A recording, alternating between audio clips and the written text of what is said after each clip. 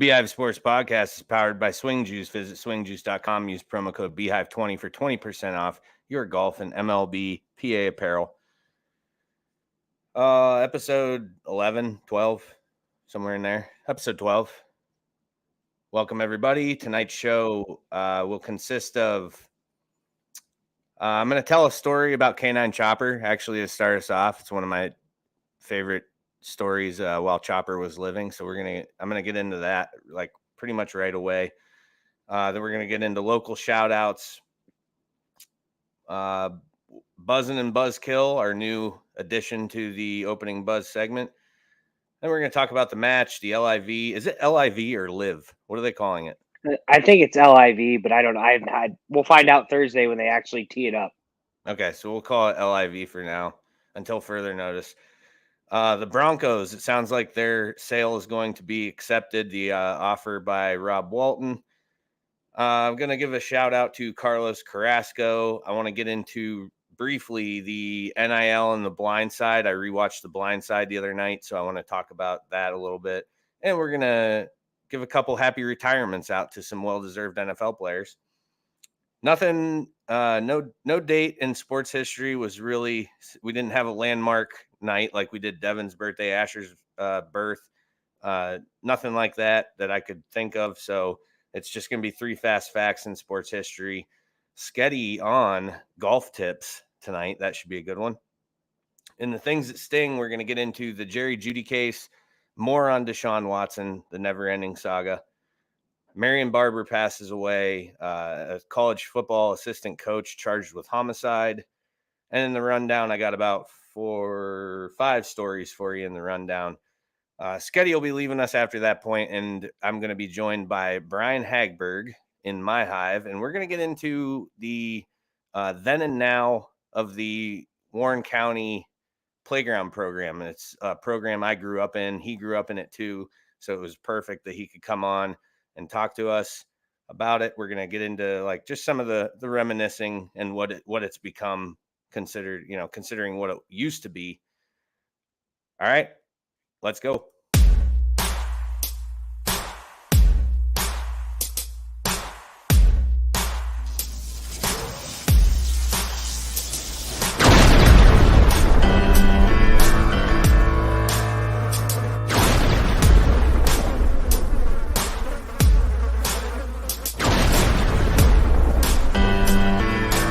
Welcome to the Beehive Sports Podcast.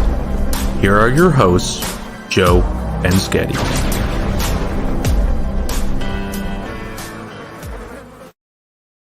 The Buzz is brought to you by Busch Light. Farmer cans now available. Each case sold.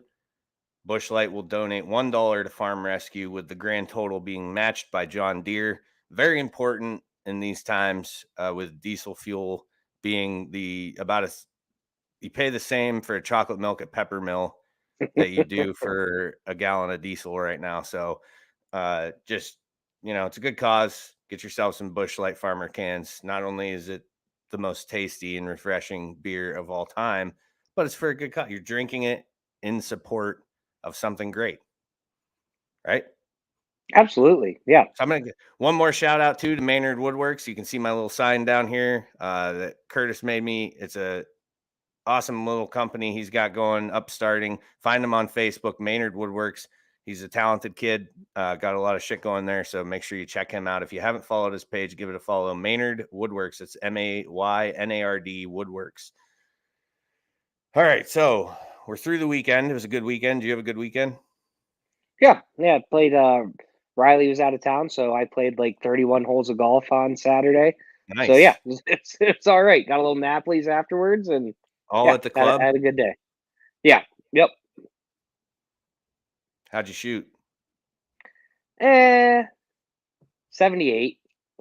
So I played. Go ahead. I had a bad double on 3. Hit a good drive, probably the best drive I've hit on 3 all year, and then somehow yanked a rescue left out of bounds. So attaboy. Double. Yeah, no good. I played Erie Golf Club. You ever played there? I have not. It's the second time I played there, but like first time last summer, second time this summer. So I'm still like not familiar with the course really. but it's tight. I mean, it's a tough course. It really is. You can get into trouble. And I was having some driver issues to start off, so I was in trouble early and often, hitting 3 off the tee quite a few times. It's not useful. It's not good for the scorecard. I did No. post it though. I shot a 101, which was kind of embarrassing, but that was the thing. Like my irons was fine. I was putting pretty well, chipping well, but just you're starting the hole, on stroke 3. It's never good. Yeah, And that's pretty much what was happening, because it never failed either. If I yanked one, because that's what was going on. I had the pop fly lefts happening, which is a new one for me. Yep. Okay. Yeah, that's not one we normally see out of you. No, I don't know where it's coming from, but it's pretty cool. So that's happening. And then naturally, the second ball you tee up is just rifled Yep. Right down the middle. Yep. So it's a fun game. If nobody golfs, if you're listening and you don't golf, you should golf, because there's, it's not stressful. Things typically are always working the way you want them to. It's just a great time. Give it a shot. You can drink Busch Light while you play it. That's my favorite part. That is my favorite part too. And that's like, yeah, somebody the other day, I can't remember who it was like, actually, I think it was Cowboy. It was when I was when I was at Erie Golf Club, I ran into Cowboy and his two brothers, Shannon Burr and then Nate Fariska, and they were golfing. They were like teeing off on like 12 or 13 when we were just getting started. So I got to talk to him briefly. And I think it was Cowboy who was like, I found out I can't drink while I'm playing. And I was like, what? Why? Well, you might as well quit then, because there's no reason to actually do it if you're not drinking. Tori says not fresh. No, it's not at all. It's great. I've actually regained hair since I started golfing. You just can't tell because I always have a hat on, but yeah, things are great on the golf course. I'm year what? I'm in like year 6, I think. 6 or 7. I don't know. I think it might be my 7th year. I'm gonna go with 7th year, because this is my 4th year at the club. Okay. Oh, well, it would be 6 then, because my first year of golf that I took it serious, I just played random courses, and then I joined Blueberry. That's year 2, and then I'm in my 4th year at the club. So that's 6 years. 6. I'm in year 6. Yeah. So yeah, it's great. It's so much fun. You're smiling. I'm with you. You think I'm being sarcastic? Love hate. It is love hate. No, it's absolutely love hate. The cool thing is like, if you do get upset, see, like I said, I told you this before. The one thing I've learned from Joe Nelson is that just short-term memory. If you hit a bad shot, whatever, you can't. If you dwell on it, you're gonna hit another one. It's almost guaranteed. So if you hit a bad shot, anymore, I just kind of laugh it off. And except for maybe on Saturday when I was doing that with my driver, I was like, there was a few times where I'm like, where the fuck is this coming from? Like, what is this? What's happening right now that's causing this? Why? This is new. I don't ever do that, but now, whatever. So, Tori, legit, like, why the fuck can't I hit a stationary ball straight? Yeah, exactly. That's what I mean. We're playing, how many years of slow pitch, and the pitch is coming in, and you're like, yeah, I'm taking this backside, no problem. Or, I'm going to yank it down the line, or I'm going to try and hit it on the ground. All of those things are easily achievable. But yes, the stationary, tiny little golf ball with a big old, mallet fucking driver, and it's best of luck to you. Anyways, so Chopper, his end of watch date was today. I'm sure most people who are from the area saw that on Facebook. So I just wanted to give a quick shout out to Chopper and tell a quick story too about Chopper. End of watch June 6th, 2018. Obviously, his handler was Officer Scott Neiswanger, Conowanga Township Police, and we had a pretty funny incident one time. Well, I mean, now it's funny. It wasn't at the time funny, but so basically what happened was we were, working. It was a drug case we were working, and we ended up in a foot pursuit with a suspect up kind of in the Warren Mall area, or what used to be the Warren Mall area. I don't even know what they call it now, but so we're on foot chasing this guy, and it's me, Scott, and Chopper, and there's more people coming. Like there's more behind us, and we're just full-fledged chasing this guy across the parking lot. It's nighttime, it's winter. So there's one thing I knew that Scott taught me. It was when Chopper was in patrol mode. That's any K9 for that matter. But if Chopper was in patrol mode, you don't get between him and Scott. That's a bad place to be because he doesn't really know the difference between who I am and who the bad guy is, right? So we chase this guy across 62. So, where like Red Maple Inn used to be, that shit ass. Yep. So it's in that area, but we're in like the thick brush there. And we close in on him and we get him down on the ground. I stand up and I draw my taser and I kind of like have it at the low ready. And Scott's handcuffing him. Well, while he's handcuffing him, I feel something brush on the inside of my left leg. And I look down and Chopper's head is like sticking out between my two legs. And I'm like, Scott, finish what you're doing and remove your dog. I was like, because he's about to straight bite off manhood, leg, kneecap, something. But he stayed there. And he was like, didn't think he didn't think I was a threat. And I don't know. Scott and I have talked about this a million times because we're really unsure why that happened. But I like to think it was because I did spend quite a bit of time with Chopper, to where he would not necessarily know who I am. I would say he probably did. I saw him at the station all the time. We played tug of war with his rope, every time he was in there. So I like to chalk it up to I paid attention to him and he remembered me for that. So he spared my body parts that night. Yeah. But it was just so wild. It was how he, he was a great dog, and that was a really tough night. And it was really tough talking to Scott, that night when I spoke to him, how upset he was, and rightfully so. But it was just a tough night. It was in the funeral procession and everything to follow. Like it was pretty wild, but he was a great dog. He's looking over Scott and Nick now. So I just wanted to give a little canine Chopper story.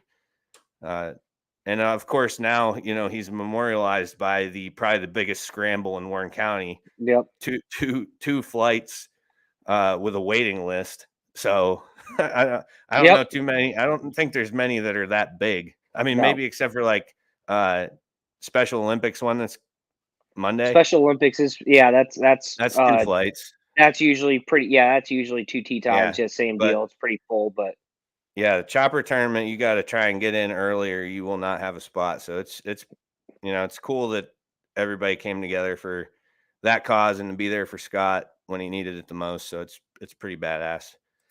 All right, we're gonna move on. Local shout outs. So the Warren County, I got another good story within this that I got to get to. Warren County Sports Hall of Famers were enshrined this past week. Yep. I was pulled this story from Your Daily Local, yourdailylocal.com plug. So there's some familiar names on there. I don't know. Did you look at the list? Yeah, I voted. Sandberg got me with the ballot and everything. So yeah, you're a voter. It costs like $10. Yeah. Well, I think anybody can vote. Costs you $10 and you can vote. Yeah. I didn't know that. Yeah. Yep. Did you vote yes for everybody? No, you can only pick. There was a big list, and you had to narrow it down to. I can't remember what the number was. However many got in, obviously, but there was a pretty big list. There's a few snubs I felt on the list. Wasn't happy about. Some Eisenhower kids got a little shade thrown at them. I feel 10 individuals and then one organization. Yeah. So I'm not going to go through the entire list just because some of them obviously I don't know who they are.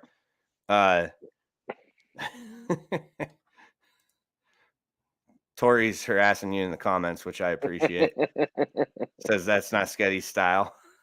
All right, so James Curran, obviously, I know him. He was a couple years ahead of me in high school. He went on to Barron, played real.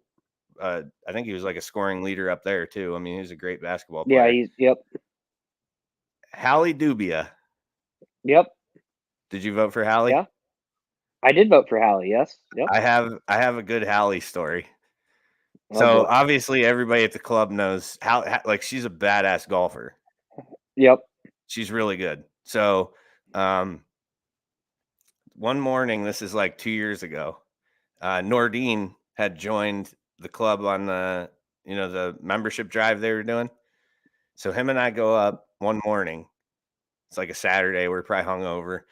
Walk up to the tee box, and Hallie Dubia is standing by the carts, and she's watching. And she sees Josh, and Josh is, he's a well-built kid.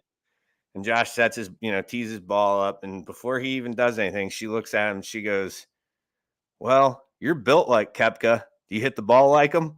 And he just kind of like smiled at her, and then proceeded to like dribble one about 15 yards off the tee box. So she just like looks at him and walks away. Doesn't say anything else. But I was just dying, dude. I was laughing so hard. It was one of my favorite Hallie Dubia moments. Really the only interaction I've ever really had with her. I say hi to her when I see her, but I don't really know her. But Aaron Lanzel, he was an Ike kid, right? Yep. So Aaron, and what a lot of people don't know about Aaron Lanzel is that he's currently the head cross country coach for a D1 school. Like he coaches Navy. Yeah, he was. Yeah, he was. Well, I mean, that's where he ran at, and right now he's their head coach. He was almost qualified for the Olympics. He was in the Olympic trials, I believe. Yeah. So shout out Aaron Lanzel because that's cool. Ben Maljevic, he was one who was in around the time I was at Warren, a couple years younger than me, I believe. He was damn good and went to Syracuse, obviously. Yep. Jeff Safino's the Pro Bowler, right? Yep. And then what was the one who I saw? Was it Ed Rickerson? Was like drafted. Yeah, he signed with the Indians for a short time or something like that. I didn't know that one. I think that's what it said in the article. So, any others that you want to shout out? No, not of the people that made it, but I felt like Andy Weilacker. Andy Weilacker, I felt was a pretty big snub from this list. He was a stud runner too, right? I think I'm pretty sure he has like 2 state titles. He ran states every year. He had, I believe, it was a full ride someplace out in Arizona until he got in his car wreck. So I just felt that was a little bit of a snub. All right, and then Cornerstone Lounge gets voted in as an organization. Do you have any background on that at all? I'm guessing just because all the sponsorships that they've done through the years would be my guess, but I didn't listen. I tried to listen to the speech on Your Daily Local, but the audio was a little goofy. So yes, I did see that because I got annoyed quick. Obviously Cornerstone Lounge deserves it because they sponsor the greatest flag football team of all time. The Go Snakes. Snakes plug there. Snake season is upon us, about 3 months. So start we're training now, just like the whatever that team's called. Cougars? Mustangs. That's what it is. Mustangs, yeah. Yeah, they're already practicing. I got a picture sent to a group text that showed that they're down there chopping it up They're already. Coming for you. Yeah, we'll see what happens. Tori says nobody cares about the Snakes. It's Mustangs. Yeah, it definitely is the Mustangs. Next local shout out, actually last local shout out, unless I'm waiting for a breaking news local shout out. So let me get my phone. Okay, nothing yet. But Gabe Doherty, son of Jeff, my coworker, he plays for one of the Dribble Kings teams, Maceo's program, and they won the Shoot the Rock Summer Classic in Erie, so that's pretty big. Nice. Congrats, Gabe and his teammates. But that's all I got for local shout outs. But like I said, I am waiting for a breaking news And I got said, what do you got? Local shout I've out? got one. Yeah, but I honestly don't know if he ended up finished here. But Austin Stoddard, I believe, tied for second in I think it's the Elkdale Open. Course up by the casino has this open. Anyone can play in it, scratch tournament. And last I saw, he was tied for second. I believe that was final results. So that's kind of a big deal. He always pumps that one up, tries to get people to play in it. Yeah, and there's some pretty good players in it. Nolan Ditchers was up there, I know for sure, and he's a pretty good stick.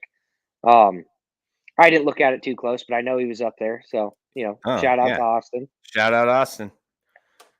No, that's cool. I wish that I was like good enough to do that shit, but I'll just stick to scrambles and beer.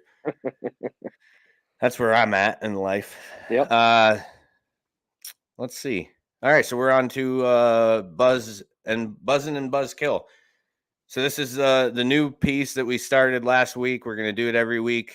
It's basically what are we buzzing on, what's got us buzzed, and what's killing our buzz. So something we like, something we don't like.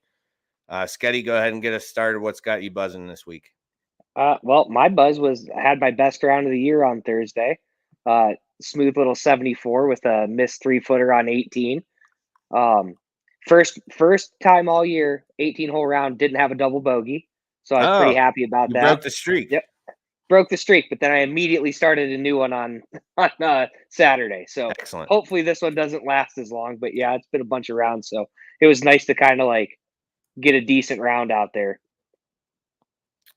But yeah, felt good. No, yeah, when was it? I can't remember. There was a round I shot recently where I had nothing higher than a 6, and that made me happy.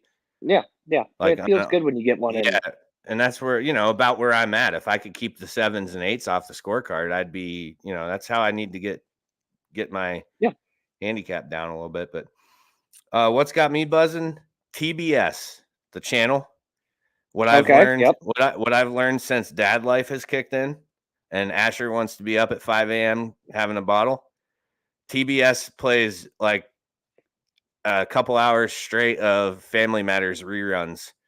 So, yeah, I've been killing some Family Matters, and great show, great underrated show back in the day.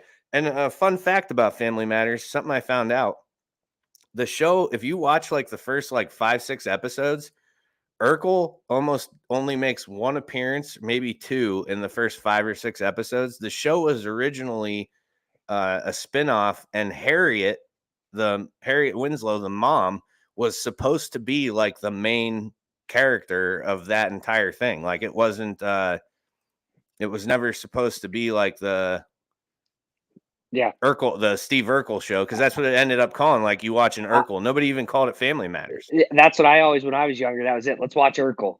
Right. Yeah. So shout out TBS. Okay. So what's killing your buzz? Alex Mack retiring. The 49ers line is going to be bad. Like they already lost Lake and Tomlinson. Now with Mack retiring, it's kind of late. Not that they had any money to sign any free agents anyway.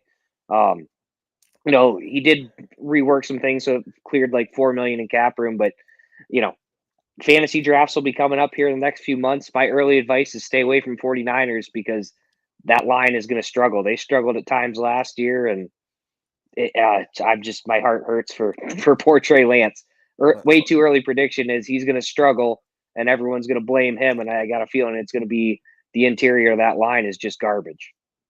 Yeah, and maybe that's part of the reason for the switch right now is because at least he can get out of the pocket. Yeah, a lot better than Jimmy G can. Like he's got some wheels, so maybe that's a little bit part of the plan. That's my guess and my hope anyway, but we'll see.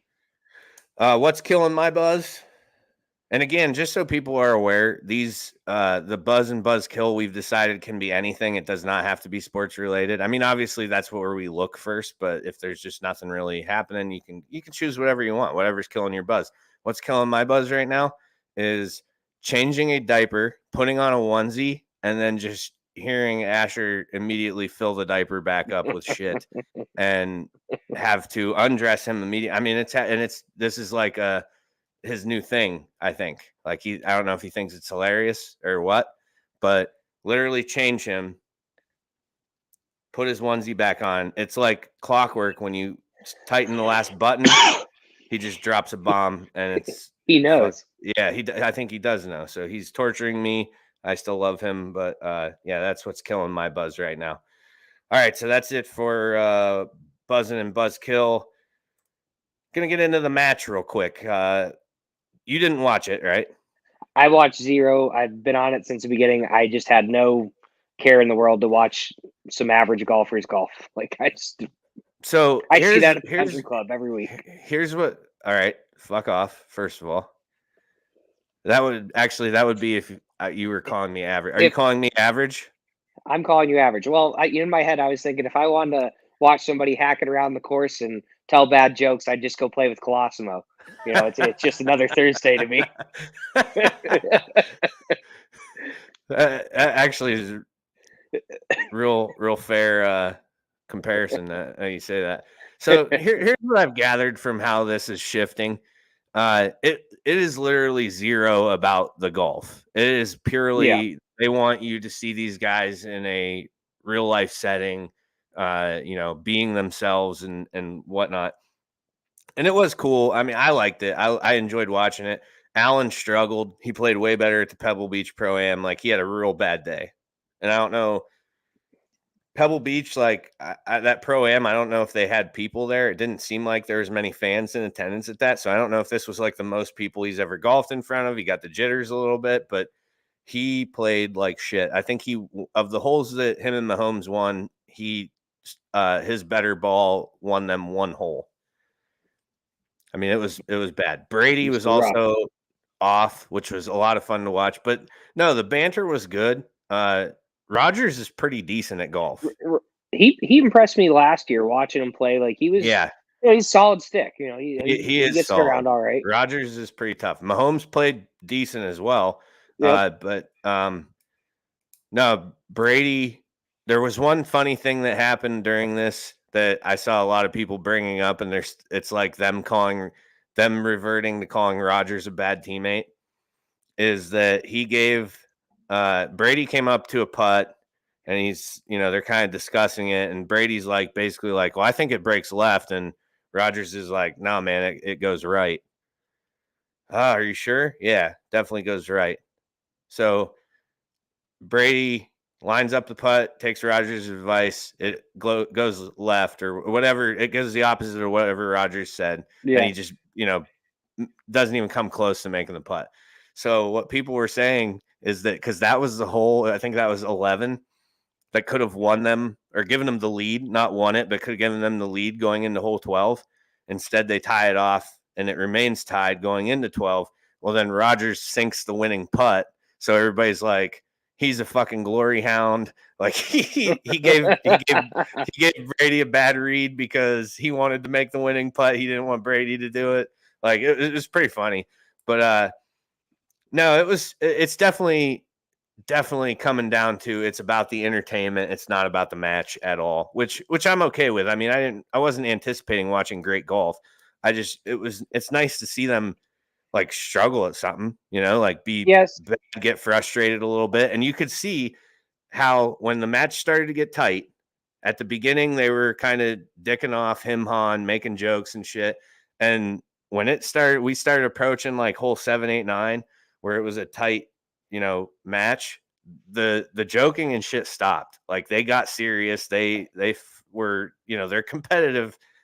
They're obviously paid competitors. So their competitiveness is higher than, your average person, obviously. And you could tell because they talked to their teammate. That's about it. There was no more shit talking. It was just like, cool. Time to get it together and do the thing. Yeah. Which I think one of the things I liked about the match though, is that you take them out there with like professional golfers and you can just see that gap in between, even though these guys are like super athletes, no,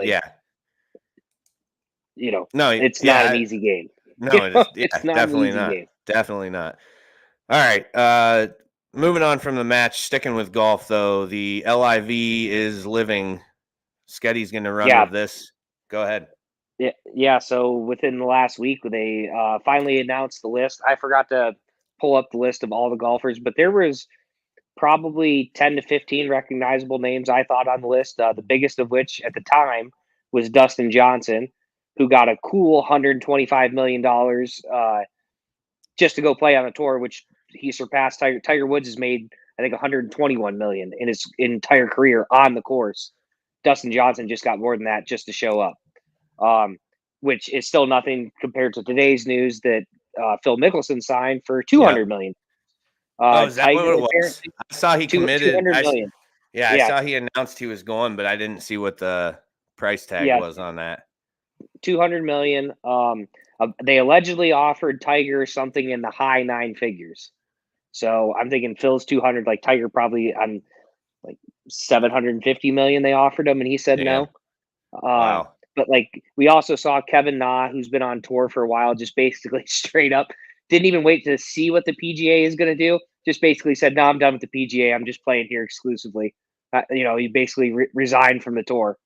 Said, "Screw you, I'm done." But there was like Charles Schwartzel's on there. I'm trying to think. Ian Poulter, Lee Westwood. There was a bunch of big names. It'll be kind of interesting to see. Yeah, it'll be interesting to see what the PGA does, like especially with DJ. I think is the big one in my mind. Like, are you really going to tell Dustin Johnson he can't come play at your tournament? Like he's not going to come play majors now. Like I just don't buy that that's going to happen. But we'll see what they decide to do. I think it's great to see a big name like that do this because he's opened the door for some of these smaller players. I think one of the amateurs, I don't remember the guy's name. One of the amateurs got $6 million signing bonus, $250,000 per appearance plus whatever he wins. So they're just throwing money at players, and I just wish we'll see what happens. I like this idea, and again, I text you like Greg Norman's take where he said, golf is the only major sport that doesn't have free agency, and he's absolutely right. Yep. And those guys are at basically the beck and call of the PGA and whatever they want and what they want to pay them and what they, they're living off endorsements. Not necessarily. I'm not going to say that, but most of them are. Most of them are living and their big money. Right. Most of them are barely scraping by still with the endorsements. Like, especially these guys who are trying to make it to the PGA Tour, which is not an easy thing to do. They're like these guys that are going out like baseball players. Yeah, like you're going out and playing, and it's some of these guys, it costs them money to play pro golf every year. Yeah. By the time you pay for your travel and your travel, your lodging, you don't win much in the tournaments on the smaller tours. Like it's just it's a grind, and it's nice to see there's some competition. I think the big one for me is the PGA. Like put some of these lesser guys up for the weekend. Have a plane that charters some of these guys around from tournament to tournament, so they're not out of pocket for that stuff. Hopefully put some pressure on them to do something to make the tour better. And then some of the guys who have committed too. So see, that's what I was going to say. My only problem with it is I wish it wasn't money coming from Saudi Arabia. But because I don't know when we became okay with them again, but to my knowledge, we're not. Well, do you own any Nike apparel? Well, yeah. Okay, then what's your problem? They killed a reporter. Oh, that's too bad. The little Chinese kids making your shoes are fine. Like that's just come on. Fair. No, good point. It's just like I do try not to buy Nike. I prefer Under Armour, but I do have some Nike stuff for sure. I mean, which I'm not damning anyone, but like Rory, I think I've been on record saying this on the show. Like, how are you going to be sponsored by Nike, who just exploits Chinese labor, and sit here and talk shit on Saudi Arabia? Like, and this doesn't justify Saudi. It doesn't make either of them okay, but it's the pot calling the kettle black. Right? Yeah, I would agree with that. But yeah, I do. I definitely have Nike stuff, but I try not to. Like, if I can get something different, I do. Like, I don't want Nike stuff. I would prefer Under Armour. Maybe they do the same shit somewhere else. Oh yeah, I'm sure everyone's doing it. Yeah, it's just a political thing. But I get what you're saying. It sucks that this money is backed up by that, but we'll see. I'm still at the point. I don't know if they'll make it. I mean, Saudi is going to have to dump a bunch of money in this, because I don't know what they have as far as sponsorships go. See what the return is. Yeah, because there's got to be some type of return. I think that people are going to be interested. I'm interested to watch. Like, this is a nothing tournament. I know if I watch golf this weekend, that's what I'm going to be watching is the LIV. which I don't even know where you watch it at. I've done no research on it. Has But any I'm gonna channel try picked and it up? find out. Yeah. I have no idea. I'm gonna have to look into it. I know they tee off Thursday in London, so we're gonna see. All right. A couple quick bits we're going to do before we move on to sports history. The Broncos potentially sold. It sounded like the $4.5 billion bid that Walmart's Rob Walton provided for the purchase of the Denver Broncos will be enough. So it sounds like he's going to be the next owner. I don't think they had to have their bids in by 3 p.m. today. So this would be the highest price tag for a pro sports franchise. So hopefully the Bronco fans don't start dressing like the people of Walmart that get passed around the internet. That would be not That'd ideal. be great. A little cold out there at times, so you might want to be careful with that. Carlos Carrasco, this is just something I saw that I thought would be cool just to tell the quick story. Has pitched 11 years in the majors. He beat leukemia. He's taught himself English. He became a U.S. citizen. He's won 95 games. And his father, who lives in Colombia, had never seen him pitch in person in the majors until this past Wednesday. And Carrasco pitched a good, I think he had 5 or 6 innings in and a 5-0 win over the Nationals. I just thought that was cool, that because Carrasco's been through a bunch of shit in his career. So it's awesome. There was like a really cool image of his dad in the crowd, like fired up after a strikeout or something like that. So I just want to give a quick shout out to Carlos Carrasco. The NIL blindsides the NCAA. So this is play on words here. I rewatched The Blind Side the other night because this is one of those like babies up. I got nothing but time to do. Yeah. So I watched The Blind Side from start to finish because it was on. And one of the parts of the movie that really like kind of set in with me that obviously you never would have thought of back when the movie was released or even up until maybe this year or the year before. The bad scheme that the NCAA had suspicions about with the Tuohys adopting Michael Orr, and they bring him into that office, and there's the female NCAA rules enforcement officer who's basically interrogating him and believing that. Do you remember the part I'm talking about? Yeah. So when she's like, did your parents, woo you to go to Ole Miss? Did they only adopt you to get you where you needed to be in a position to go to Ole Miss? And I thought that was interesting as I am scrolling in my phone watching that scene, and I see a headline that says Ryan Day, Ohio State head coach, tells boosters he needs $13 million in order to keep the players he has on the roster. Impressive. Yeah, like how far we've come. Yep. But yeah, so this kid's getting questioned because a rich couple in fucking wherever they live, Tennessee, Memphis, I think. Yeah. Adopt him, do the right thing, like, put him in a position to succeed, and then get basically shit on by the NCAA for it. And then now we have, just no holds barred, fucking tossing suitcases of money at people and nobody cares. It's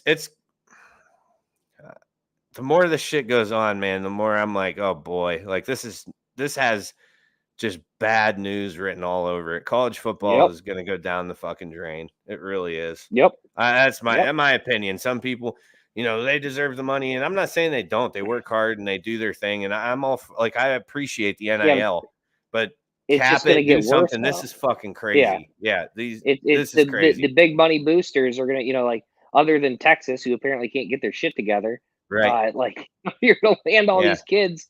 Everyone, although maybe it's good because Alabama already beats up on everyone. So maybe, like Alabama, Clemson, and Georgia, Ohio State, like there'll be some people that can compete with them finally. So maybe it's a good thing. We're looking at it wrong. Spend that money. Last but not least, happy retirement, Frank Gore and Ryan Fitzpatrick. Shout out Gore for signing the one-day contract with the Niners. Obviously, Fitzy was would shocked have they had enough. I was shocked they had enough cap room to sign him for that. They might be in trouble. they're gonna get penalized for that. Yep. But no, Fitzy. So I started today listening to Adam Schefter's podcast. He had him on, hour-long episode, and I didn't get to finish it, and I didn't even get to the part where he starts talking about Buffalo. But I saw an article where they pulled quotes from the interview, and he said that Fitzy said that the Bills fan base was his favorite group that he played in front of, and that he felt just at home there. And he said that his favorite teammate of all time is Fred Jackson. So I thought that was cool. He, gave some shout outs there. He also said, I don't know if you remember the shirt off photo. He was at the Bills Patriots playoff game this past year where he had a shirt off with the crowd and everything. And 15-degree temperature or whatever it was. Yeah, it was not nice. No, and he gave a lot of kudos to Allen. Basically said that he's like, Josh is like so Buffalo, like his attitude and everything. And according to Fitzy, Josh doesn't even know how good he is or what, his ceiling could possibly be. So that's a comforting feeling to hear that from a guy who's actually around him and not, that he thinks he's the fucking man. And, because I just want him to continue working hard and get better and better and hopefully one day win a Super Bowl. But yeah, so shout out Frank Gore. I mean, Frank Gore did some time in Buffalo too. Yep, he did. I appreciated him for a season. Yeah. So I mean, Frank Gore, obviously Hall of Famer. Fitzy, not Hall of Famer, but just a guy who, like I put on the podcast page, if you don't if you hate Ryan Fitzpatrick, I think that says more about you as a person than it does. Correct.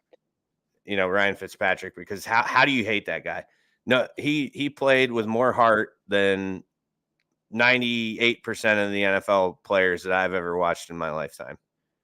And for sure. Dude left it all out there every fucking game. So the Fitz magic will be missed. The Amish rifle. That was the other thing. I saw some a picture timeline of him, and he didn't have a beard in the Buffalo picture, but that was where the Amish rifle came from, I thought. I don't remember. And then Fitzmagic definitely started in Buffalo. But that was Buffalo, yeah. Yeah. All right. Opening buzz brought to you by Busch Light. Farmer cans available for each case you purchase. Busch Light will donate $1 to Farm Rescue with John Deere matching the total. We are going to take a quick break, and we will be back with a very fast sports history. Whenever you crack open a Busch Light, the mountain starts singing. Busch. It's cold and it's smooth and it's waiting for you. What is going on? Hit it, Giant Kenny G. It's so smooth. Head for the mountains of Busch Light Beer. Hi, this is Brian Hagberg, and I wanted to take a moment and tell you about our new website, yourdailylocal.com. Your Daily Local is your new home for news, sports, and events in Warren County and beyond. Our goal is to cover the people, places, events, and happenings that matter to you in a variety of ways, including writing, video, and audio. And the best part? All of our content is available for free. Head to yourdailylocal.com to get the news you need when you need it.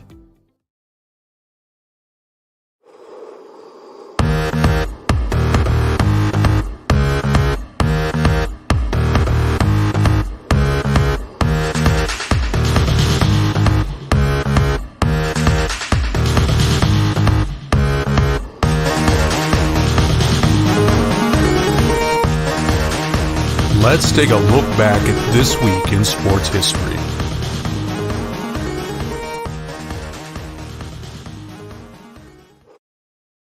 This week in sports history is brought to you by Your Daily Local. Visit yourdailylocal.com for the news you need when you need it.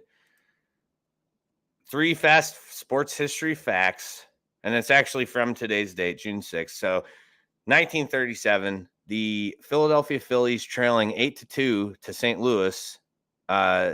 The ump makes the Phillies forfeit the game.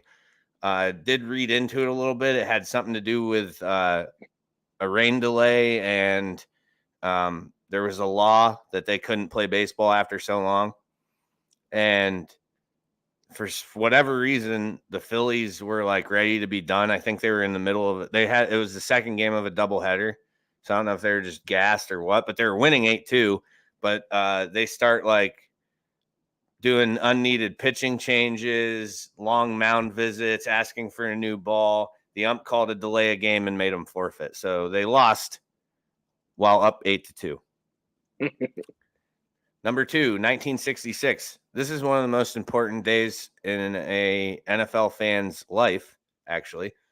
The NFL and the AFL announced the merger. So that was a huge, huge day that a lot of people don't even know about. But if you get back and read about that time and the things that both leagues brought to the table that made it, what it has grown to be today, very important day in NFL history. So last but not least, 1977, the Doobie Brothers sponsor a golf classic and concert at Calabasas Park. I probably said that wrong. Park and what did you say? Calabasas Park Country and Country Club and Century Plaza Hotel in Los Angeles to benefit the United Way. I don't know if that they played while the tournament was going on, but are you a music while golfing guy? Oh, I love music while I'm golfing. Okay, me too. Love it. Some people, I get like weirded out like during Scramble League. So I'll have music on for Silas and I to listen to. And then I'm like, yeah, you got to check at the country club. Yeah, you never know. Courtesy for that and member guest should always check with the people you're playing with. Screw the people around you. The people you're playing with are who matter. Okay, noted. But that's it. That's it for sports history. Like I said, it's gonna be fast. You don't have the bonus fact? No bonus fact this week. Aaron Donald just signed the $90 million guaranteed contract. Oh yeah, you're right. That'll be on next year. That'll be on next year. Yeah, that'll be on sports history. But yeah, history made today. You're right. So yeah, bonus fact: Aaron Donald becomes the highest paid non-quarterback in history, the NFL, right? In history, yeah. Yep. So bonus fact: 2022. 65 million for 2 years, and then I think that he's got an option to come back in 2024 for another 30 million guaranteed. Yeah, but over 40 for the season, right? I don't know. I don't know. Yeah, he's like the first player to eclipse 40 million non-quarterback. That'll be on next year. Yeah. Well, they got that money tree out in LA. It must be. yeah. Didn't even think about that. Yeah. Just printing it out there. Yep. Printing money. And I think the Rams are why inflation is happening, actually. They're using a fraction of that $8 gas to pay the players. Yeah. Well, they keep printing money and it just devalues its worth. And now we're all suffering. So thanks a lot, Les Snead. Fucking dick. All right. Sports history brought to you by Your Daily Local. Visit yourdailylocal.com for the news you need when you need it. We're going to take a quick break. We'll be back with Sketty on golf tips. Hey there, everyone. This is Phil with JP Photography. I know. A photography ad on a sports show? I get it. You're here for sports talk and listening to Joe and Sketty's insane rambling. Wait, what? But bear with me for a few. I just want to tell you that JP Photography not only offers wedding photography, but also does events, engagements, headshots, family photos, and even some product photography. Be sure to check us out on Facebook and Instagram. Just search for JP Photography or go directly to our website at johnphilphotography.com. That's JONPHIL photography.com. He's absolute trash.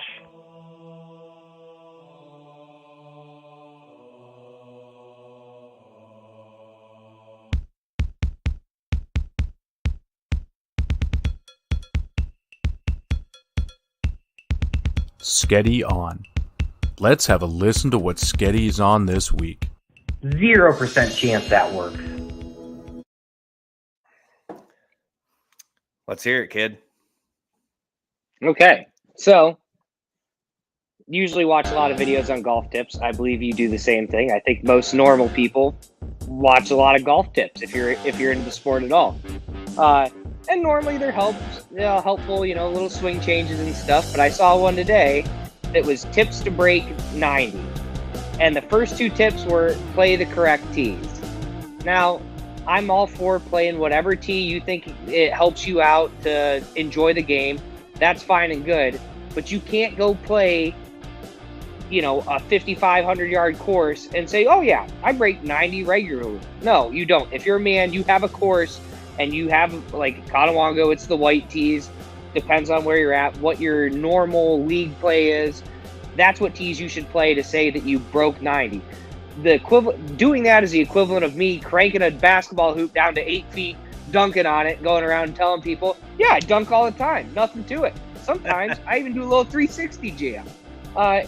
Just annoys the hell out of me. I mean, again, I'm not trying to be a gatekeeper for the golf game or anything, but if you're going to start saying stuff with your score, play the course as it's supposed to be played. Don't go to the closer tees to make it easier for yourself so you can tell your buddies that you did something or you can feel better about yourself. I don't know anyone that would do that anyway. I can't, I would not feel good playing the Reds and saying, yeah, I shot 68 today. Woo, great times. No, I cheated. Not cheated, but I cheated myself. Don't like it. Think it's a problem we have in this world. You see that one come up on your YouTube videos, turn the video off, practice your 100-yard and in game. You'll actually break 90. One question. Okay. Isn't white tees where I'm always supposed to be playing from? No, they changed. Places? How do you know? So how the fuck am I supposed to know if I go to a course where they're different colors? I'm one in from the tips, right? Well, no, I mean, it depends on where you go. Some of these places, like out west, they'll have 5 different sets of tees. Normally, what you do when you look at, and I think this is where the tip originated, what they were trying to do with it is you look at what the course length is. Like Conowongo from the tips, I believe, is 6,500 yards. It's not a long course by any means. Typically you want to be playing something, between 6 and, 67, 68 is a pretty long course. And there's some courses that are over 7,000 yards. If you go to another course and you're just playing, I would kind of ask. I usually go by that, figure out okay, what's the tips, and then go one in from that. But some guys like to play the tips. You hit the ball a long way. Playing the tips is fine. I think there's a little added difficulty in that. And anytime you lengthen the course, it's going to make it a little bit more difficult. But for the most part, if you have a home course, you're going to know. And a lot of the courses around here are just the standard 4-tee setup. You got your tips, your men's, your seniors, and then your ladies' tees. But they did put it in so that there's a handicap adjustment for what tee you're playing on. So the only course I think I've ever played where I know there was 5 sets of tee boxes where I was like, what the fuck? We figured it out quick was Peak and Peak. Yeah, which there's one there. Your bigger courses will do that, and it gives you options to play. Yeah.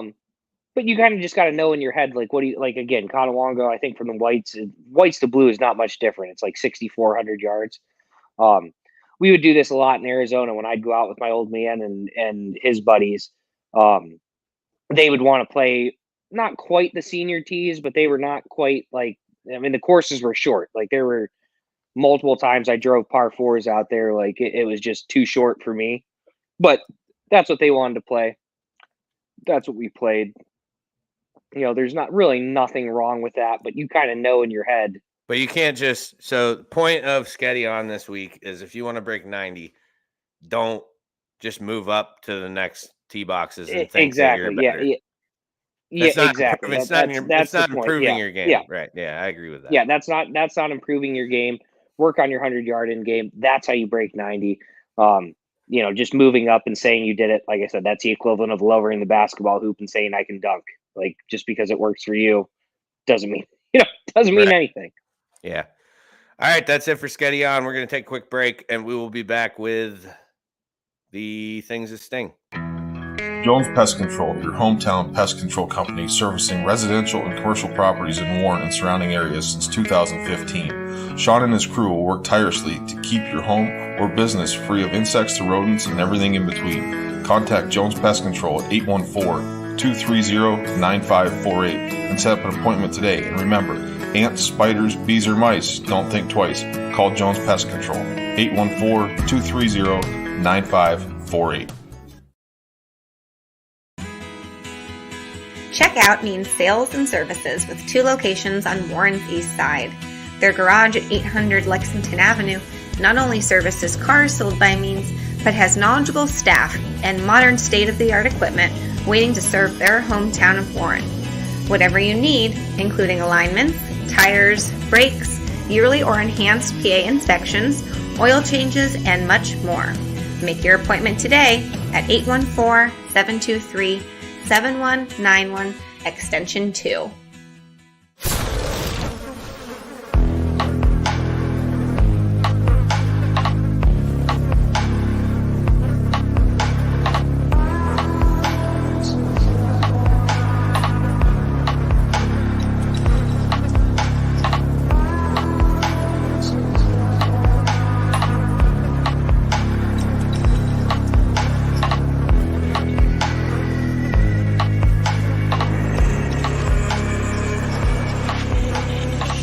It's now time for the things that sting. The worst stories in sports, according to Joe. Things that stings, powered by Jones Pest Control. Ants, spiders, bees, or mice. Don't think twice. Call Jones Pest Control at 814-230-9548. All right, we're going to roll through these so we can get Sketty out of here and get Brian in. I'm making a trade. Some may call it an upgrade. Some may not. I don't know. First one, just going back to story a few weeks ago. Jerry Jeudy, charges dropped. He was charged with second-degree criminal tampering. Could still face suspension from the league for misconduct, obviously. But I doubt it. It's the NFL. You can do whatever you want. Deshaun. So this is an interesting one. 23rd and 24th lawsuit have been filed. So he's now up to 24. The 23rd lawsuit, the victim claims, so there's, some detailed stuff in these ones. I'm just going to kind of highlight. In the 23rd lawsuit, the victim claims that his behavior grew worse during every massage. The first encounter, he kept demanding the plaintiff, the victim, go inside of his anus. She did not comply with that, but that she decided to give Watson the benefit of the doubt as she thought that maybe he was ashamed or embarrassed of this fetish. Yeah. Okay. Yep.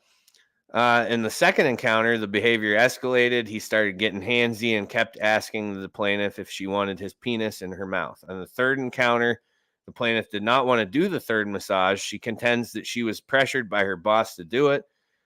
From the complaint as to the third massage, she said he repeatedly requested that she, the victim, have sex with him. He told the victim he had a condom in his bag. He touched the plaintiff between her legs. She had to massage him from a distance as a way to avoid his groping. When the massage was over, she decided to quit her job at the salon she was working at. So now on the 24th lawsuit, the victim says she gave Watson 2 massages at her apartment in August of 2020, and that he masturbated in front of her and ejaculated during the second encounter. The first massage was professional. The suit stated that Watson had to leave after abruptly taking a phone call. By the end of the second encounter, the woman said she was in complete shock and could not speak. After Watson continued masturbating more aggressively, her lawsuit said she ran into the bathroom to clean Watson's ejaculation off of her. So there's some piece to that last one where I'm like, well, how did it get on her?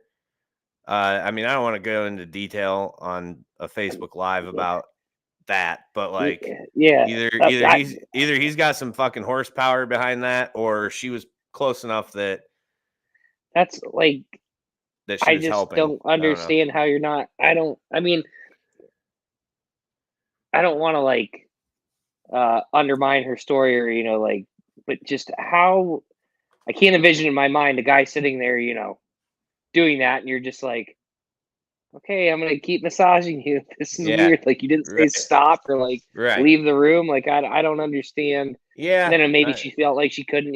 She said. I think she was the one who said she wanted to maintain a professional you know, she wanted to maintain her professionalism. And I believe she was the one who said, and I didn't put this in my notes, it was the 23rd or the 24th one, but I can't remember which one, but one of them said that they were kind of afraid to reprimand him because of his size compared to, Yeah, well, her. I mean I'd buy that if that So there was some I'd buy that if that was an excuse. fear but, like, instilled. But to the icing on the cake is the next two bits for Deshaun Watson. His attorney, Rusty Hardin, was recently interviewed where he says, and this is a quote, "I don't know how many men are out there now that have had a massage that perhaps occasionally there was a happy ending. Maybe there's nobody in your listening audience that has ever happened to. I do want to point out, if it has happened, it's not a crime, okay? Unless you are paying somebody extra or so to give you some type of sexual activity, it's not a crime. Doing something or saying something or being a way that makes you uncomfortable is not a crime." So Rusty Hardin, attorney of the year, just pointed out that, hey, he didn't do it, but if he did, it wasn't illegal. Okay, OJ, I didn't do it, but if I did, this is how I would have done it. You're right. Jesus. Come Now, on. also leaked this week is that Deshaun offered each plaintiff in 2021 $100,000, but required an aggressive non-disclosure agreement that obviously the attorney who's representing all of them were like, no, you're not. Yeah. Probably because they think they can get more. I don't know, or they want their story heard. It could be that too. Yeah. But more on Deshaun. So great look for Cleveland, man. Wow. Yeah, I just can't. That one's congrats on your new quarterback. Looking like that's going to pan out. Number 2, Marion Barber. This is a sad one. According to a source, police responded to a welfare check at Barber's apartment because someone had called about a water leak coming from his apartment. Police forced their way in. Frisco police forced their way in and found Barber passed away. The quote from the release says, Frisco police responded to a welfare concern at an apartment believed to be leased by Marion Barber. Police spokesman Joshua Lovell said, Frisco police, along with Collin County Medical Examiner's Office, are now investigating an unattended death at the location. So here's just the gross bit of the day, and I'm not saying this is what happened, but it's likely. Those people who called in the water leak coming through their ceiling. No, it wasn't water. Probably wasn't water. It was probably bodily fluids. Sadly, I don't know that for sure, but that could be the only reason I would think that. I mean, a number of reasons. There could have been, because police force entry, I'm sure people were like, oh, they just fucking kick a door in whenever. There's a lot of factors leading up to what you would consider exigency to be able to do that. And one of them being that, or pile of mail sitting outside, his car sitting there, nobody's seen him in a week. Lots of factors play into when you make that call to go ahead in see what's happening inside that apartment. But sad though, Marion Barber was a lot of fun to watch. He ran fucking hard. There is no cause of death released, but I did read a quote from his attorney, which hinted at it being a suicide. So I don't know if that is the case or not. So don't quote me on that. But that was how I interpreted his statement. But yeah, sad case. Marion Barber was great. So last one before we get to the rundown. Idaho State assistant football coach Devonta Neal is arrested by police in Pocatello, Idaho, at the request of the Maricopa County and Arizona Sheriff's Office on a warrant that includes charges of first-degree murder, drive-by shooting, and a discharge of a firearm at a structure, according to Pocatello police. He remains in Bannock County Jail pending extradition to Arizona. Records show and the alleged shooting of Brian T. Burns took place in 2017. So this is a 5-year-old crime they are tying to this assistant football coach for Idaho State. So we'll keep an eye on that one, as it goes through like we normally do. All right, let's get to the rundown, which is 5 stories. Nothing too pressing, I don't believe, but a climate activist interrupted a French Open semifinal by attaching herself to the net and kneeling on the court, wearing a shirt that said, "We have 1,028 days left." So mark your calendar for March 27th, 2025. It is the end of the world. Between climate activists and rapture nuts, when's this going to happen? Because they keep giving me dates, and what do we live through? Like 4 or 5 already? What? Yeah. So, the Dernier Renovation is the group that claimed responsibility for the invasion, and the best comment I saw was, "Let her stay there and let these pro tennis players start the match and see how dedicated she is." as they're buzzing 120 mile an hour serves past her head. I like it. Stuff. Buffalo Bills linebacker, special teamer, essentially, but a damn good one. Andre Smith, suspended 6 games for PEDs. I have a theory that he was roofied with the PEDs because the Bills want to make room for that rookie linebacker who they just drafted out of Baylor. It's only making sense to me. That's a good reason to cut him. But Andre Smith's good, so it is shitty. But the Jacques Peterson and Tommy Pham drama continues as Tommy now calls out Mike Trout, calling him the worst commissioner in fantasy sports. He didn't step in. He didn't step in when this issue was happening. So that's what they're basically saying is like it was his problem to deal with, and he didn't deal with it. Poor Mike Trout, he's just trying to play baseball, and now he's getting Tommy Pham mad at him. Who gives? Shut up, Tommy. LeVar Arrington and Brady Quinn go in on Drew Brees, who's done at NBC after 1 season. In their podcast, sports show, radio show, whatever it is, Brady Quinn says he's not really wanted by NBC. He's not really wanted by the Saints. Maybe he will end up with Fox, but that's a tough pill to swallow if you're a first ballot Hall of Famer. And then Arrington adds, maybe he's acting out because that's what he's used to feeling. He's just not as popular as he thinks he is. He's not as loved as he thinks he is. And he acts out when it doesn't go the way he would like it to go for him. He's reaching out and he's crying for attention. Interesting takes from 2 guys who LeVar played like how many years in the NFL? Yeah, not many. Not many. He More was than good. Brady Quinn. More than Brady Quinn was trash. Like, whatever. Yep. Talk some shit on Drew Brees. He had a great career. He's a Super Bowl champion. Number 2 all-time passer. Like, whatever. Brady Quinn shouldn't even be able to speak. Last but not least, Twins broadcaster Jim Catt has an offensive take, according to the internet, when speaking of Yankees pitcher Nestor Cortez, who we just spoke about last week. He calls Nestor the molester, while the media had a complete meltdown about Jim Catt's white guy announcer take that he said about Nestor Cortez. Cortez responds with, quote, "I'm sure you know he didn't really mean it and people make mistakes, but it didn't offend me at all." Nestor Cortez is getting up there on my list.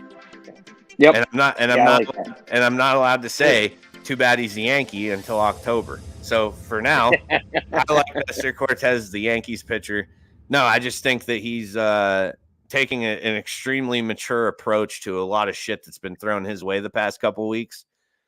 The guy that said it's like 83 as well. So like he's maybe time to get him out of the booth anyway. But yeah, I don't think he meant it in a derogatory way. I thought he was talking about the strike zone. Exactly. I'm sure that's what he was talking about because he's 83. And that makes sense. Cortez does touch some strike zones too. I mean, he's like in the front runner for AL Cy Young right now. So I don't. People, man, just everything sensitive, sad, upsets you. Just fucking calm down, please. Just relax, everybody. Just relax. Breathe.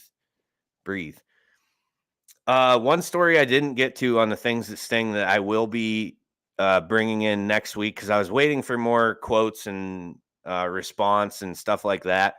Tampa Bay Rays had, I think, 5 players who refused to wear the Pride gear.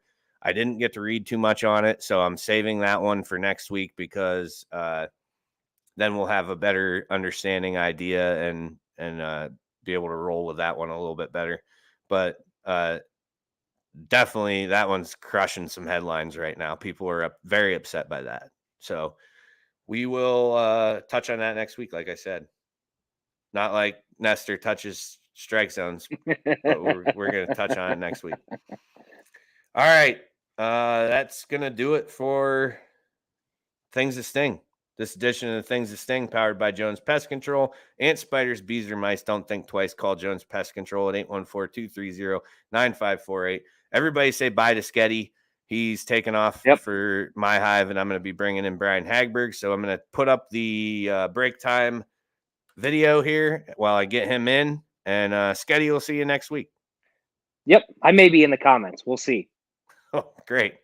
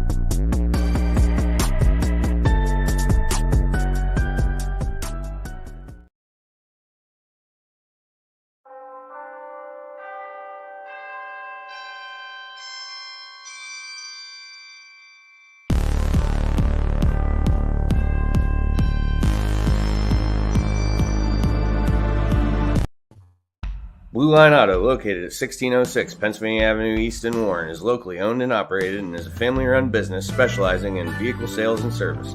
They offer state and safety inspections and general car repairs, including but not limited to brakes and rotors, tires, oil changes, batteries, starters, and alternators. They also offer vehicle undercoating prior to winter to help keep your vehicle protected. Currently, their hours are Monday through Wednesday, 8 a.m. to 4 p.m., and Thursday and Friday, 8 a.m. to 5 p.m. Call them today to schedule your next appointment at 814-230-9061. Your safety is their goal.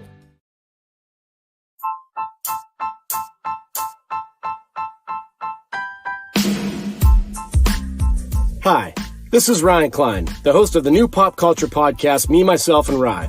You can find me on Spotify, iTunes, Apple Podcasts, Google Podcasts, and several other platforms. Special guests, breakaway shows, bonus episodes, cold beers, and a whole lot more. So what are you guys and gals waiting for? Subscribe now to the Me, Myself, and Rye podcast on Spotify or wherever it is that you get your shows and start listening today.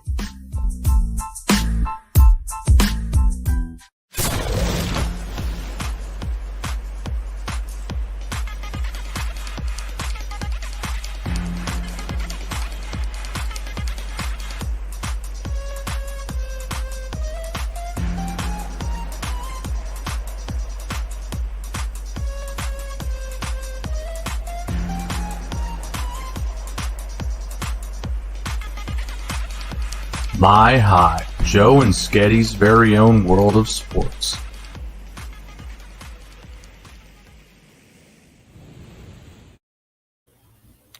My Hive is presented by Blue Line Auto. For all your automotive needs, call Blue Line Auto at 814-230-9061 or stop in at 1606 Pennsylvania Avenue East in Warren. Brian Hagberg, your daily local. Mr. Bees, how are you, sir? I'm good. How are you? We're doing all right. It's a busy time of year for us. Yeah, I appreciate you taking a few minutes and hopping in here with me. Sketty had to bounce, for some Peppermill late night work stuff he's got to do. I don't know. It must be the chocolate milk truck comes in and they treat it like gold because they charge you, $8 for a cup of it. So you mean they don't attach it to a fire hose and spray everybody around with it like Kurt Angle? No, he did that with chocolate milk. Well, it was white milk. It was Kurt Angle. Of course, it was white milk. Kurt I can Angle. see Sketty doing it with chocolate milk. I would be there for that. I could bathe in that stuff. But anyways, so the reason Brian's coming on is I had this idea the other day because I saw there was like an article or something in the page. Might have been the Times, might have been you, might have been just something somebody posted on the maybe the You Grew Up in Warren Facebook page or something like that. But it was talking about the Warren County playground program, which I was like, I grew up in that. A lot of people did. This is back, before there was a million camps you could attend and, travel ball that you're busy doing all the time, practices every night. Like you did Little League in the evening and you did playground during the day. That was my summer. Like that's what I did. So we're going to start with you, Brian. I want to hear, because basically we're going to do like a then and now, but I want to know what playgrounds you attended. You told me you went to a couple of them, so I'll have you talk about that. And then we'll talk about, because I went to a couple too, primarily one, but there was another one I attended here and there if I was at my cousin's for the day or something like that. So go ahead. What playground program did you go to? Well, the first one I went to was down at Beatty. I used to live right up on Fifth Avenue there, so just a couple blocks from my house. Went down to Beatty and was there just like you. I mean, basically every day from 10 a.m. to 4 p.m. Yeah, that's where we were. And it was packed almost every day. There was rarely a time when there were less than at least a dozen kids there on any given day. So yeah, I was there for 3 or 4 years, and then spent a couple summers living with my grandparents up in Scandia, which was a whole different experience, right? Because most of the playgrounds you had like this one little maintenance shack where they kept like the kickballs and the box hockey sticks, right? In a bathroom if you were lucky. Yeah. But in Scandia, they actually used the school for that. And so even if it rained, we would still go because they just come on, unlock the school, and we'd tear ass around the school for however long. Yeah. And honestly, that was where I was introduced to Nirvana's Nevermind, was at the Scandia school during the summer playground program. So nice. That was a lot of fun. Completely changed the course of the rest of my childhood / adolescence. But then, right, so like if you were in town, every Monday was carpool day. Right. Well, obviously, if you're in Scandia, you're not walking down to the carpool, right? So we would hop in a van or a bus or something and drive out to Red Oak and basically take over the Red Oak campground pool for an afternoon. So I had a similar experience because I'm a Starbrick playground kid. So that's where that was me, Ty and Ryan Honhart, James California, Josh Wolf, Aaron Van Gelder, Matt Sipprich. There was a bunch of us that was our spot. Like we were always at Starbrick Playground. But as far as the pool goes, and this is like hilarious to me too, because this is just shit that like never would happen now. Like I think we had to have like a little card signed, and we just hopped in the car. Melody Madigan was our supervisor, and we would just hop in her van, and she would drive us down to Youngsville, and we went to the Broken Straw pool. Yeah. That's where we went because it was about the same distance as the car pool, but it wasn't as crowded. So because pool day, it was like insane at the car pool because of all the play. Because this is when we're talking how many play. I mean, the list: Mulberry, DeFreeze, Beatty, Carbon, North Warren, Lacey. I'm missing one. Somebody's gonna jump into comments and be like, "I can't believe you forgot Crescent. You said Crescent. Yeah. Oh, Beach Street. There was one on Beach. That was Carbon. No, Carbon was on the West End. Hold on. It's in the comments on the Facebook. Okay. Oh, this is going to be loud for a second, probably. Yep. See? Yep. I had to go to the podcast page, and there's a live thing that pops up. So here we go. Let's see who. I think it was. I don't know. Mark Swanson put a really, really good. Yeah, he did. I read that. Memorial Playground, Beach, and Carbon. Like he said, the forgotten playgrounds. Memorial. Yeah. Where was Memorial? Was that at like War Memorial Field? I was just gonna say. I think there was one down by. Oh, here he is. Mark's in the comments right now. He said that. Right. So that's South Street. Where was Mark? Where was Memorial at? Because that's one that I don't remember that one. I know Beach would have been in that like area, the grassy area where the bells were. Yeah, Memorial was at the YMCA, so that would have been War Memorial Field. Yeah. But yeah, there's just so many of them that like, and well, it's funny you brought this up today because we had the they did the dedication for the healing garden down by the hospital a couple of weeks ago, or I guess near the beginning of May, and one of the things that several of the speakers talked about was the summer playground program, and Karen Bunnell specifically, and just some of the things that they encountered with her through the summer playground program. And we're talking, these are folks that are, how do I put this gently, aged beyond my years even. So, this is talking, we're going way back. I mean, I was at Beatty probably 87, 88, somewhere in there. And so they would have had to been doing the summer playground program at least 5 or 6 years before that. Right. Yeah. So like one of the big events too, the two big events that I always remembered from the playground program was the kickball tournament at Crescent Park. Yep. That was every playground showed up and they did a tournament. That was badass. And then the Darien Lake trip. Yep. Everybody went to Darien Lake. Everybody went to Darien Lake. You get on the bus. That's when you meet like the chicks from the other playground. Yeah. It's a big, strong day for, some 11 and 12-year-olds who are just, trying to enjoy their summer. Mm-hmm. But like, it kind of like sucks for like, in my opinion, that it's gotten to where it's like, what now it's Lacey, Beatty, and Crescent are the only three. I'm not 100% they're doing even Crescent. Crescent got cut now too? Well, I know they cut it last year because they were doing the renovations. Oh, okay. And then it's basically if they get enough people signed up, if they could get enough supervisors, and two, if they could get enough kids signed up, they would open Crescent. So it might just be Lacey and Beatty right now. That's terrible. I mean, you're talking there was 25, 30 playgrounds. Youngsville, Russell had one out in the county, Sugar Grove, like it was everywhere. Yeah, and it was essentially a free summer camp, which is probably why it wasn't making money. It was definitely costing money. So I'm sure that's why it was on the chopping block. Like I get that part of it, but just how many families it helped. I mean, I remember like the first time, because my mom would drive me down and we'd load my bike in the back of the station wagon and it was badass, And I remember when she first started letting me ride down the hill because I was on top of Yankee Bush. Okay. So it was like a big day for me when she was like, okay, you can ride down to the playground. I had to have my helmet on and everything.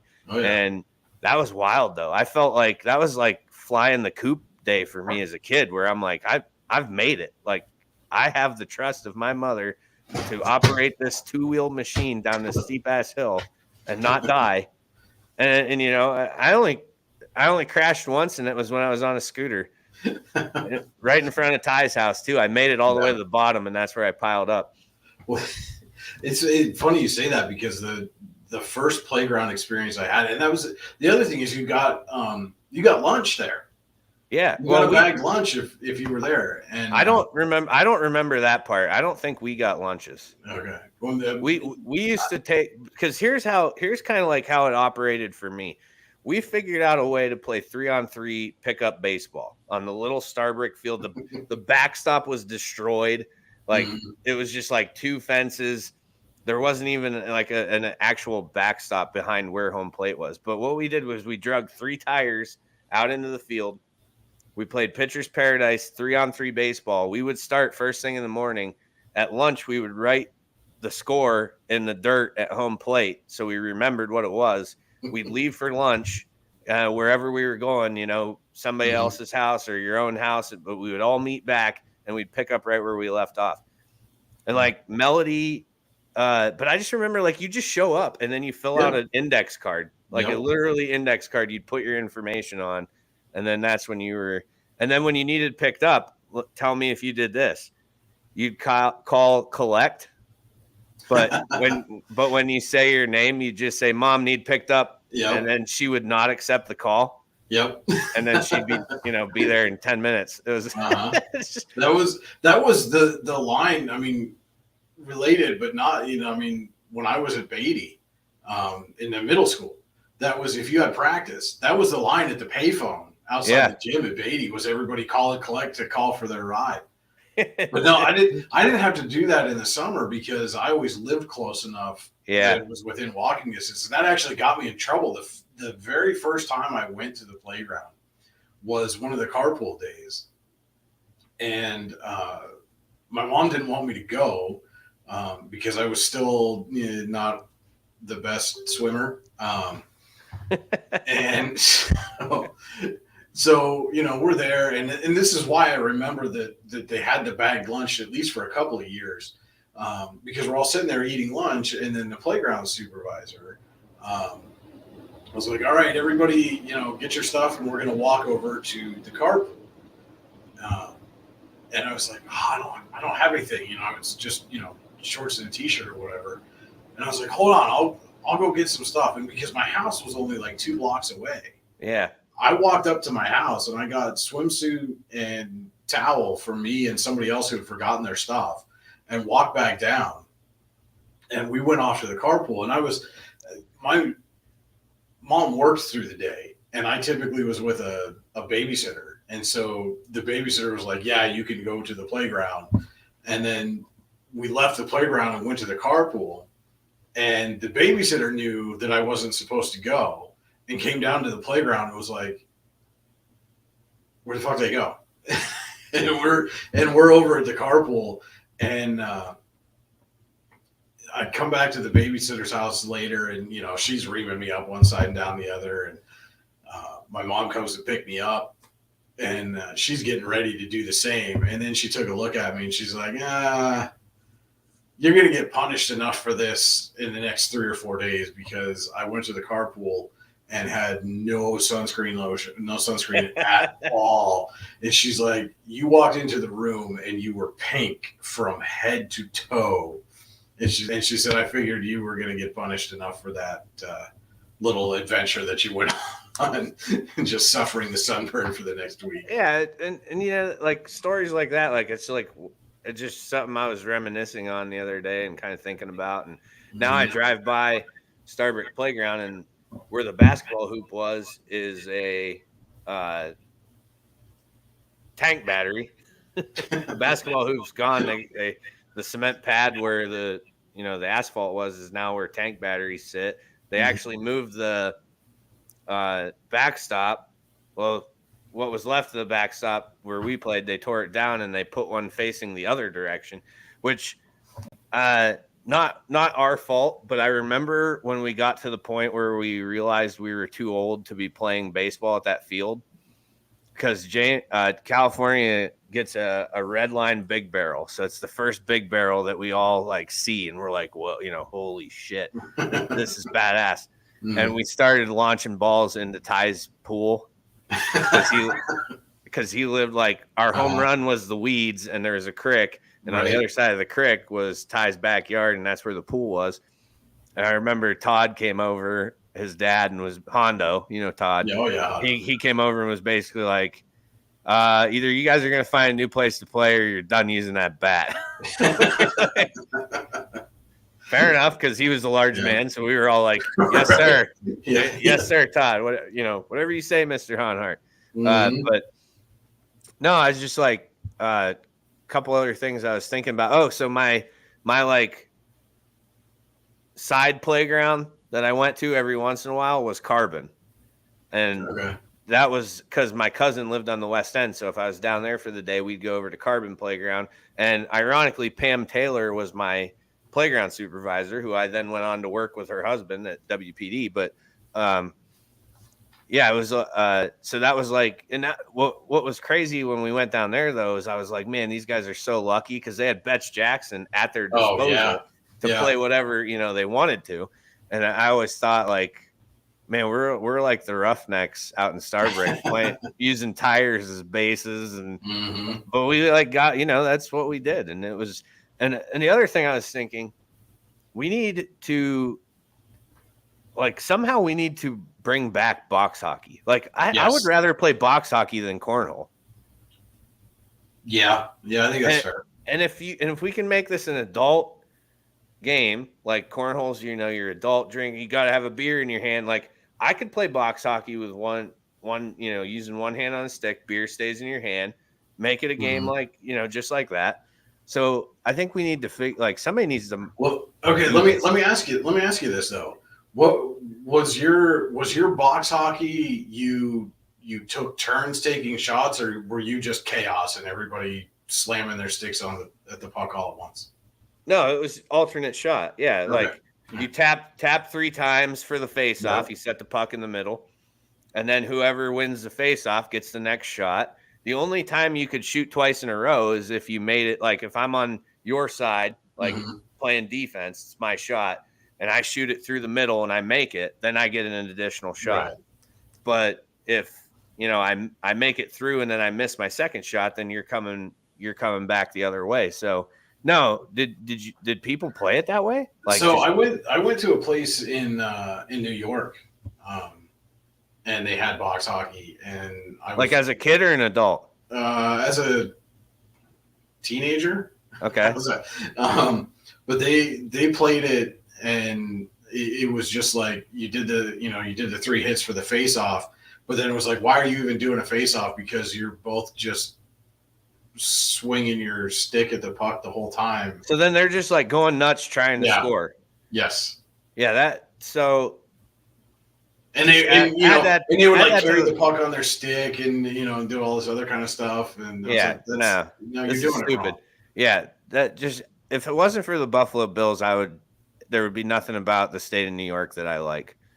And now we can just add that to the list of, and Fuji. I forgot about that. Shout out Fuji. That's my favorite Japanese steakhouse. But Bills, Fuji, and nothing else about New York is cool. But no, yeah. But if we did this in an adult, I think this would catch on. Like if I'm gonna look into that. I'm gonna build a box hockey set. We need to. I can't imagine it'd be that difficult. No, but we might have to wait for the price of lumber to drop. But other than that, damn near a mortgage payment to build a box hockey set. So we're gonna pump the brakes on that for a little while. But I think this is my box hockey set / second home. Yeah, where I sleep when Devin's mad at me, or you want to get away from Asher's crying. Yeah, he hasn't been too bad. Let's give it so time. far. So yeah, I know.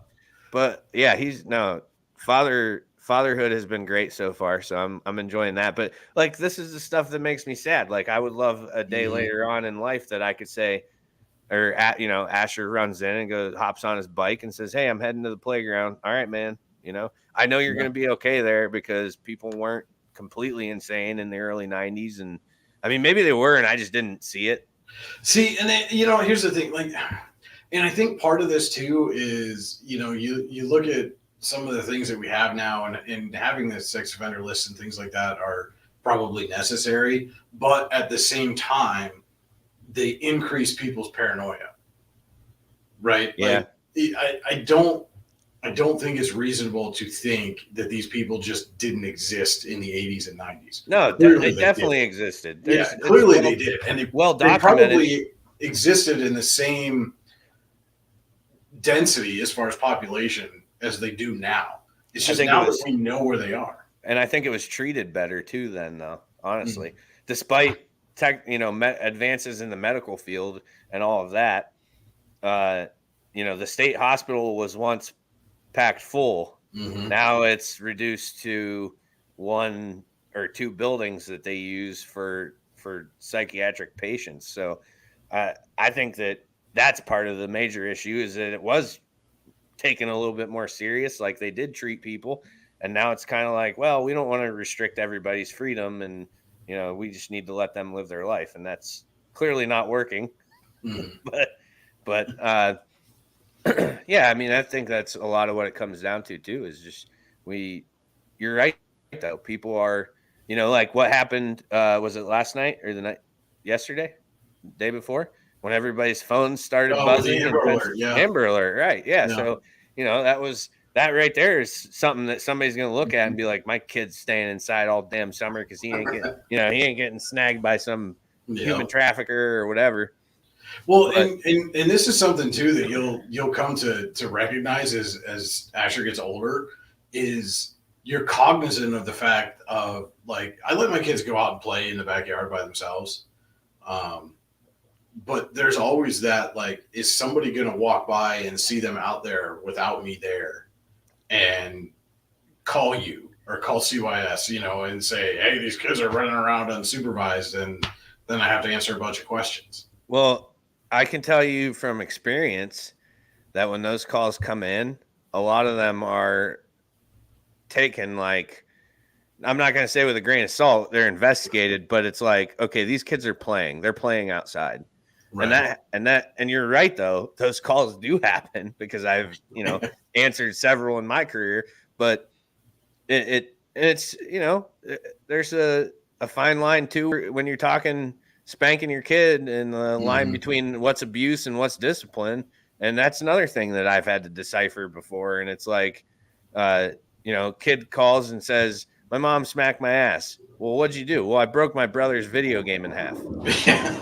Well, okay. Well, you're lucky that's all you got. Yeah. Smacking the ass warranted. Have a nice day. It's just that kind of stuff that I get exposed to, I guess. But so can I give you my address off air, and you can just put it on a little Post-it note by the call center there, and if anybody calls in, you just say, no, they're good. They're fine. They're just playing. Yeah, I wish there was a way we could do that, but yeah. So no, I just wanted to talk a little playground, Brian, and I'm glad that because I saw that post, and it was on. I think it was on the You Grew Up in Warren page. Yeah, I think I know what you're talking about. I think that's where it was also. There was just a bunch of people naming playgrounds and stuff that and a lot of the playgrounds themselves still exist. They may not be in the best condition. I mean, right.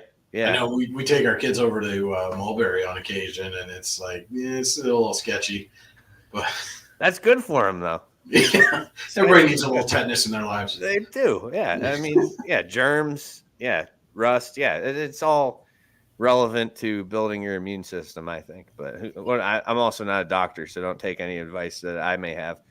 But yeah. You don't even play one on TV.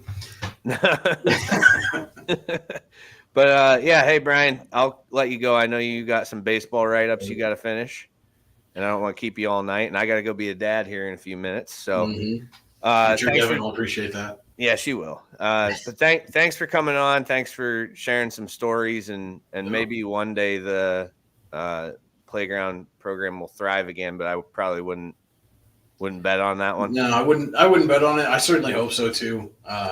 Again, and this may be a column item here in the future over on Your Daily Local. You never know. Yeah, but certainly would be good to see it up and thriving again. The same with it's nice to see the Little League numbers are going up. We got a senior Legion team back. There's a junior Legion team still playing. Would love to see those kind of things grow as well too. So, is there only one for the county for Legion? Yes. Compared to when there was Post, Blair, Sugar Grove. There were like 3 posts, Sugar Grove, Northwest. Oh yeah, Blair, Northwest. Yeah, I'm pretty sure Northwest had one too. Yeah, they did. I remember that. Yeah, just that's good though to hear that the Little League numbers are jumping up. And I kind of thought so, just based off looking at your website, yourdailylocal.com, plug. Thank you. But like just the amount of coverage you guys put into it showed me that there was, more than 2 or 3 teams in each division, it seemed. So that's good that the numbers are increasing, and maybe that's a good sign for things to come. But I just look back at like the playground program, like how it was just so helpful to families financially who could just trust the fact that their kids were going, to, and we were usually there. If we weren't at the playground, we weren't far away. That's the other thing I wanted to add to Starbrick kids. This is what we had going for us. Blair Outlet was right across the street. They had one of those pop machines that you'd put it was a quarter and a cup dropped down, and then the syrup filled, and then the carbonation, and we'd go over there for beverages and the vending machine. So that was like our little snack area, and they like didn't bitch about us doing it either. Like they're like, oh, there's the playground kids coming over, 15 bikes parked outside, and we'd roll in and just get our food and take off. We weren't too big of little assholes either, though. So that we used to in my neighborhood, because I used to live right across the street right up the street from Culligan, and we used to go into their lobby all the time and just hit the little water cooler up when we were out playing. Like, I don't want to go home and get a drink. Let's go to Culligan. And they were cool with it. Yeah, they were cool with it. Keep the kids refreshed. Yeah, it's good stuff. So. All right, Brian, I'll let you go. Thanks for coming on, recurring guest. You're here, you're part of the squad over here. We appreciate you. Sketty's in the comments. I'm like, get him out of here. Yeah, I'm like, what? He said he had to go, do stuff, and then the co-host is in there talking. Well, he did actually agree the 1-800-COLLECT was the maneuver that they used to get a ride home from Eisenhower too. So that was nationwide, I think. Yeah, pretty much. That's probably what put them out of business is when everybody figured that out, and they're like, well, shit, ain't making any money here. Anything you want to add before you take off, Brian? Anything coming up for your daily local or anything? Well, lots of stuff coming up. We got commencement coming up on Friday, so we'll be out. My plan is to be up at Eisenhower, and we'll see where Andy wants to go, and kind of a weekend break, and then just, it's the summertime, so where there are events and happenings going on all over the county, and we will be at as many of them as we possibly can. I know a week from Saturday, I'll be down at Betts for Pride, and then Andy's going to be over for the Duck Derby, and that'll close out the month of June. Then we get into the 4th of July parade, and looking forward to all of it. You know what I think of when I hear the Duck Derby? Do you remember this? Oh, boy. The greatest typo of all time in the Times Observer. Yeah. It's like 23,000 dicks dumped into the river. There wasn't a single floating penis in the river last year. It was a bit of a disappointment. They were totally blowing smoke to try and get a good turnout. But yeah, that was like hands down the greatest typo in the Times ever. I love that. So, all right. Hey, man, take care. I'll be in touch, and we'll have you on again soon, I'm sure, to talk about whatever we're talking about. All right, man. Appreciate you having me. Yep. All right, everybody. That's going to wrap up the show tonight. Thank you for tuning in, jumping in the comments. We appreciate you. And just a reminder to the audio listeners who download after the show is uploaded, which I typically do right after the live show. Just a reminder to you that the live shows are broadcast at 8 p.m. on Mondays through summer, Facebook, YouTube, and Twitter. So thank you guys for tuning in, listening, downloading, whatever it is that you do. I want to thank the sponsors, Swing Juice, Busch Light, Your Daily Local, JP Photography, Means Sales and Service, Jones Pest Control, the Me, Myself, and Ride podcast, and Blue Line Auto. Thank you all for making this possible. Till next week. Monday, 8 p.m. We'll see you then. Take care. Be safe.